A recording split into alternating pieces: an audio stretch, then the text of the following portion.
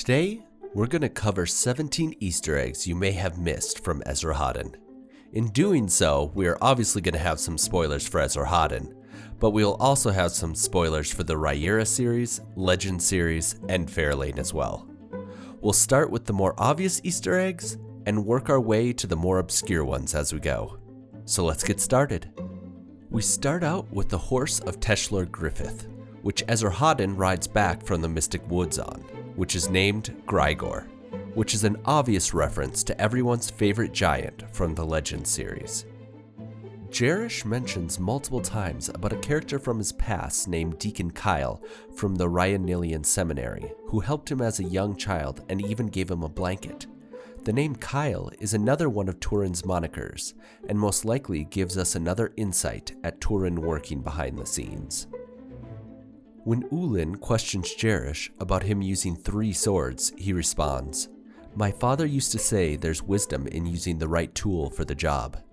Almost 900 years later, Hadrian answers very similarly when Royce questions his 3 swords. It's a matter of choosing the right tool for the job.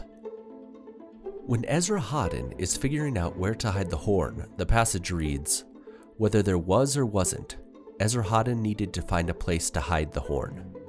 The whole thing reminded him of something he'd read in the last adventure of Princess Fairlane, and that's when it hit him, the perfect place. The part of Fairlane's story that Esrahaddon was reminded of course when Fairlane found the Book of Bryn in Bran's coffin. Early in Ezra's life, when speaking of the legendary city of Persepolis, it is said, "The city had palaces just for books, and arenas like the ones Mashi used to fight in, but big enough to hold full-scale reenactments of famous battles, some complete with ships." This is most likely a shout-out to how in ancient Rome the Colosseum could be flooded and used to reenact ship battles. During Esrahaddon's induction into the General Assembly, Isil Porsong states, "Today we recognize Censarium Novice Esrahaddon, come before us this summer's rule 2116 of Imperial Reckoning. In the 4 years he has been with us, Esrahaddon has met or exceeded expectations in accordance with the Saraya, Dibin, and Dre codes." These 3 codes are named after Suri, who started the human artists, Dibin, who was an artist who traveled with Bran and eventually started the Dibin Monastery, and finally Martisan Dre, who was the artist/Dibin monk who started the Imperial Censarium Council. Esrahaddon is shown to be a master of languages throughout the book, but even he has trouble reading the Battle of Granford epic poem. He blames his difficulties largely on the great vowel shift, which he described as, "where the long vowels move by one place. I used to have to simply run through all of the vowels first, just to understand where they fall." But, as I recently learned, the Great Vowel Shift was actually a real thing that occurred in English, which dealt with a series of massive changes to how long vowels in English were pronounced between the years 1400 and 1700. Mashi and Esrahaddon have this exchange early in the book. "I've seen fireflies in our field, but that one was huge and bright blue." Yeah, glow bugs are a little bigger, I guess. Don't ever follow them though. They fly toward muckbogs. Get in there, you never gonna come out. Sucks you right down. We should have already known this though, as this is exactly what happens in Fairlane, when Sheldon, Kyle, and Fairlane follow the glow bugs in the Mystic Woods, almost getting stuck.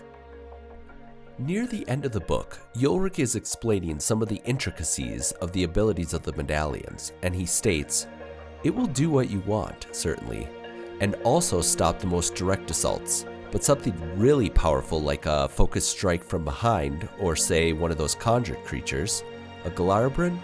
Ulrich frowned at the name and sighed. "I suppose, yes, an amulet can't hope to protect against something like that." This whole exchange was seemingly put in to explain Hadrian's scenes 900 years later in Revelations while wearing the medallion, such as how a Galarabrin was able to injure him. Mashi and Niblik are 2 of readers' favorite characters, but did you know their names actually come from old terms for golf clubs? A Mashi was a club similar to a modern-day 5-iron, and a Niblik was like a 9-iron or wedge. Continuing on in this theme, it seems Sullivan has been keeping the name Mashy up his sleeve for quite some time. On his website, he used to make a comic series called Plot Holes, and this one was written way back in 2011 and features a goblin named Mashy. Now, we are really getting into some of the more obscure Easter eggs, all of which I missed on my first read-through of Esrahaddon. When Esrahaddon first meets Nevrik, we get this interaction. Now, let's look at the interaction 900 years later when Esrahaddon meets Royce for the first time. Eerily similar.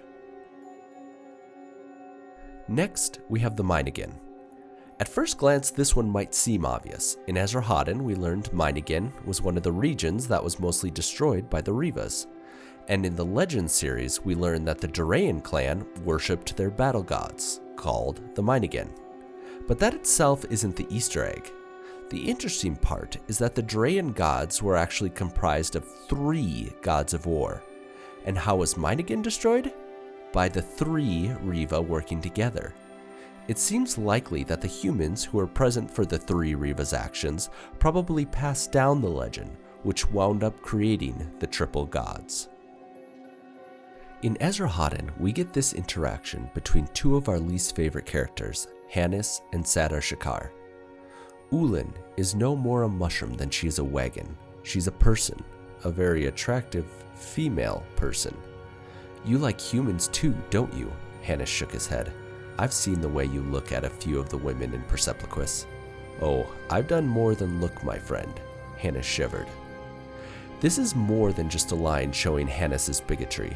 It is actually foreshadowing what is to come for these 2 characters. In Disappearance of Winter's Daughter, we learned what happened to Hannes and Sadar Shakar and get this information. Vilar's great-grandfather, Hannes Orf, traveled to Albernia with Sadar Shakar's Thakara after the fall of Meridid. The 2 had a falling out when Sadar Shakar chose to marry a dark-skinned Kalayan. The tribes diverged at that point, the Orf being more steadfast and the Sakara more accommodating. Further relations with the Kalayans led to the dilution of the Sakara bloodline, and Mercator was the obvious result of this weakening. Staying in the same vein, in Disappearance of Winter's Daughter, we also learn that Albernia, which is where many of the Mir lived during Riyria, is ruled by the Duke of Rochelle, who is Leopold Hargrave. In Esrahaddon, Sadar Shakar mentions at one point that one of the imperial counselors, Lucian Hargrave, was one of the humans who was at least civil to the Frey. So it appears one of the reasons that the Mir and Frey may have eventually gone to Albernia after the fall of Meridid could have been the friendliness of the Hargrave family. For our penultimate Easter egg, when Hecuba is running through the different coincidences of the number 7, she lists the number of Rune clans, the number of Frey tribes, the number of Dromian clans, the number of Frey rulers there have been thus far, your age when I found you, the age my son would have been if he had lived, the number of stars in the constellation the Great King, which dominates the night sky starting today. But this is not actually the first time we have heard of this constellation though, as in the Crown Tower, Royce recalls. Merrick had tried to teach the constellations to Royce long ago. He only remembered the Great King, a series of stars in the north that were supposed to resemble a man on a throne wearing a crown. People also called it Navron after the first emperor, claiming that having been part god, he had ascended into the heavens. And finally, for our last Easter egg, when Esrahaddon sees the sculpture of Navron in the church, Wandelay states, I know, incredible isn't it? This work of art was created by a talented young man from Albernia named Burke Thatcher. Then, in Disappearance of Winter's Daughter, we learn that Grom Galamus, the giant cathedral in Rochelle, was decorated in sculptures. 3 of the greatest sculptors of all time had worked on the cathedral. Burke Thatcher, who in his youth studied at the Art Academy of Persepliquis, his son, Ulrich Thatcher, who surpassed his father, and the greatest of all, Marley Leighton.